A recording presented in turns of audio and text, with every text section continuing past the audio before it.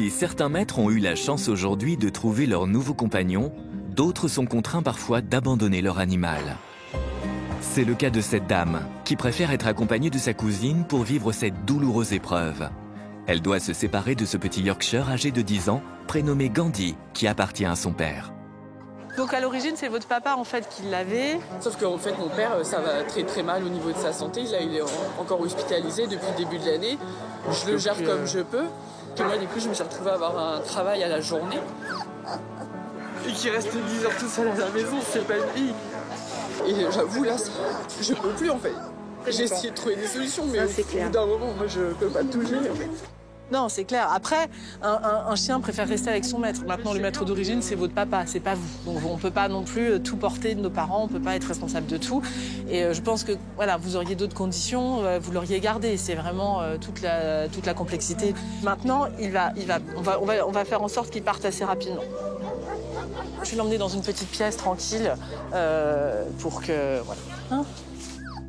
Après un dernier baiser, l'heure est à la séparation. Avec moi, mon chéri. À tout à l'heure. Allez, viens, mon chéri. Marie-Laure installe Gandhi dans l'infirmerie.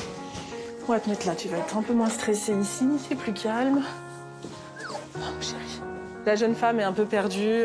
On sent qu'elle est triste et que c'est une séparation aussi pour elle. Parce qu'il y a quelquefois des abandons où les gens se séparent de leur animal, mais comme s'ils se séparaient d'une vieille paire de chaussures. Donc là, pour nous, c'est très dur aussi. Je préfère quand il y a des émotions aussi pour elle. Ça nous fait mieux accepter la raison de l'abandon. C'est clair que la séparation est dure. Maintenant, si elle ne peut vraiment pas le garder, nous, on va se charger de lui trouver une bonne famille avec des gens assez présents, parce que c'est un chien qui avait l'habitude d'avoir quand même de la présence toute la journée.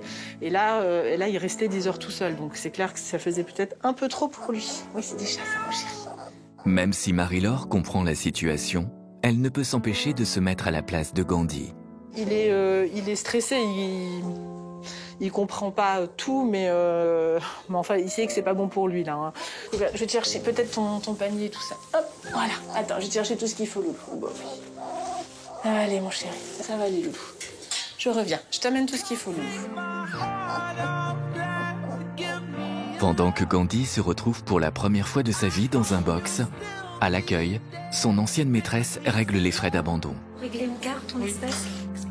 La SPA demande une participation minimum de 80 € pour la prise en charge de l'animal. Tout le dossier est complet. On s'occupe de tout. Au revoir. Il ne reste plus qu'à espérer que Gandhi, malgré... Madeleine et Pierre viennent d'être appelés par le refuge. Cela fait des semaines qu'ils sont à la recherche d'un Yorkshire. Les agents ont donc tout de suite pensé à eux pour adopter Gandhi. La SPA de plaisir n'hésite pas à contacter des personnes qui auraient émis le souhait